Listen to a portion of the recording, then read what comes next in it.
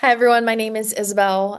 I work on the recruitment team for ACE Teaching Fellows, and today I will go through our application tips webinar. This is a recorded version of it for those who can't attend a live webinar.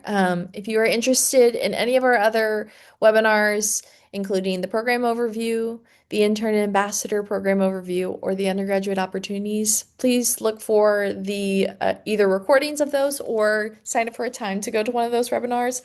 This will be solely focused on the application tips and kind of the materials and timelines of our application process. Just to kind of go through our agenda today, I'll give a brief introduction to myself. We'll go through the application timeline, and then we will talk about the application materials as well as some tips that we have for each of the sections. Just to give a brief introduction, again, my name is Isabel. I work on a recruitment team for ACE Teaching Fellows. I'm originally from South Louisiana. I studied at LSU during my undergraduate career, and I studied mass communication with a focus in public relations. Um, and yeah, so here's kind of our application timeline as well as a brief overview of our materials. Our timeline for starting summer of 2027 is listed here on the left. Application is going to open September 8th. Fall deadline will be November 3rd. Spring deadline will be January 19th. If you are interested in applying for summer 2028 or beyond, these dates are going to look very similar year over year. That day might just look a little bit different, but that application will open early September. Fall deadline will be early November, and spring deadline will be mid to late January. One note about our application is that if you are in need of an expedited decision, those are available upon request. Please reach out to a member of our team or your admissions counselor if you are interested in receiving an expedited decision.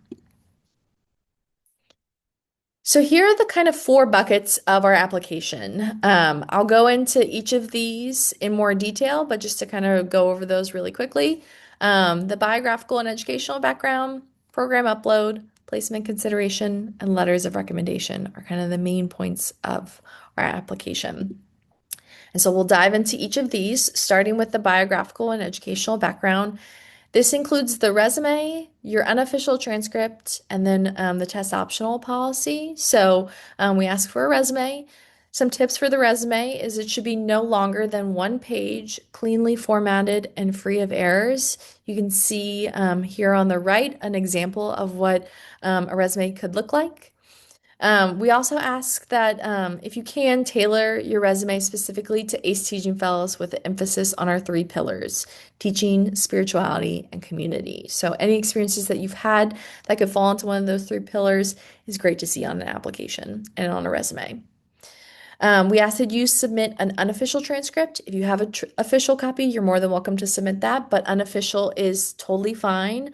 We just ask that we're able to see the courses that you've taken, the name of that course, as well as the letter grade that you have received in that course, as well as any, if you're still an undergrad, the courses that you're currently taking for the semester that you're applying on.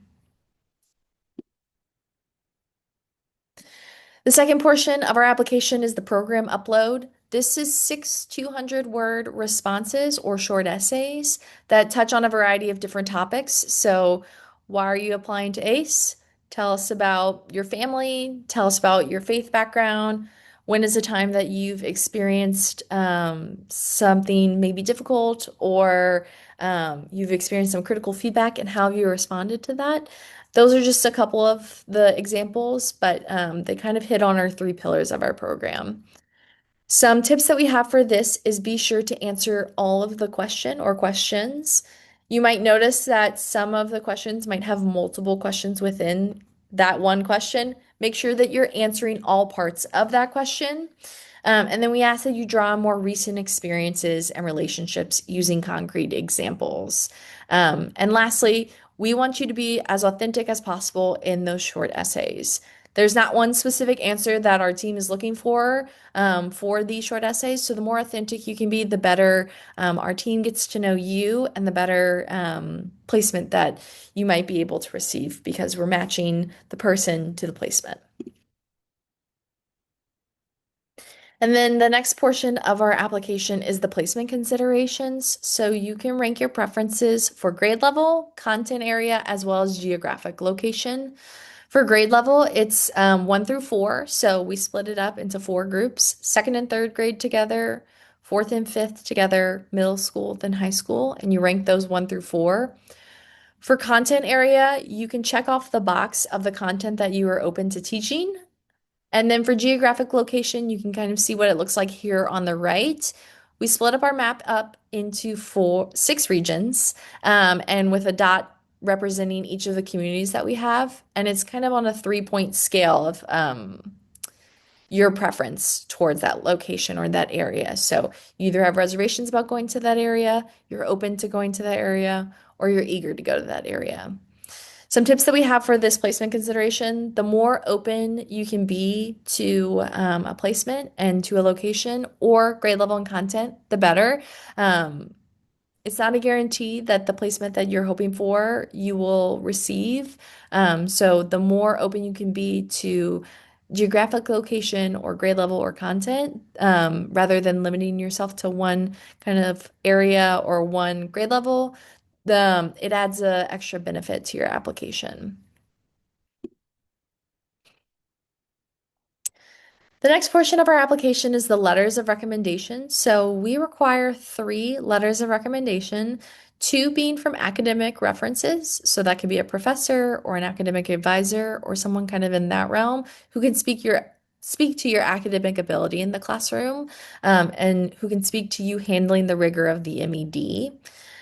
The third letter of recommendation is someone of the community-oriented or spirituality reference. Here are a few examples here: campus minister, service project coordinator, residence life coordinator slash rector, or a varsity athletics coach. But this is a pretty wide range for this letter of recommendation. So if you have any questions on if this person would be a great person to write you a letter of recommendation, feel free to reach out to a team member or your admissions counselor if you'd just like to clarify that. Some tips that we have for you is to waive your right to access to the letter of recommendation. We ask that you request your letters of recommendation before submitting your application. This just gives your letter of, or your recommender time to write that letter before the application is submitted. And then our final tip is your letters of recommendation do not need to be submitted before submitting your application. They only need to be requested. So if you have all of the other parts of your application done and you are just waiting on one person to submit that letter of recommendation or maybe multiple, you are still able to submit your application. You just have to have the names of the people writing your letters of recommendation in your application and requested for you to submit. So that's kind of the major sections and the tips that we have for the application process. If you're interested in learning more or connecting with someone, feel free to scan this QR code. This will take you to our website where you can see the different team members, schedule a time to meet with us, or sign up for another webinar. So we have our webinars listed on our website. Feel free to join or register for any of those. If you find yourself on campus or around campus and want to connect with us in person, we're happy to connect. Feel free to reach out to a team member and we can connect with you on a campus visit. Or if you're not on campus but still want to connect with us, feel free to schedule a time with your admissions counselor or a member of our team. If you scan that QR code, it should take you to our website or and show you our link to our Calendly system. Speaking of team, this is our team here. We're all more than happy to connect with you and talk with you about our experience with ACE. Some of us did ACE, some of us did not. We come from a variety of different institutions, taught in a bunch of different places, and serve in a variety of different ways. So all of us are more than happy to connect with you in any way that we can.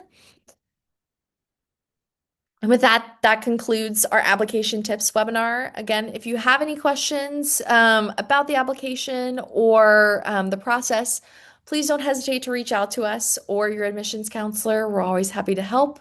Walk through the application process with you, review documents if needed, and everything like that. But hope you all have a wonderful rest of your day or evening whenever you're watching this. And thanks for joining our application tips webinar.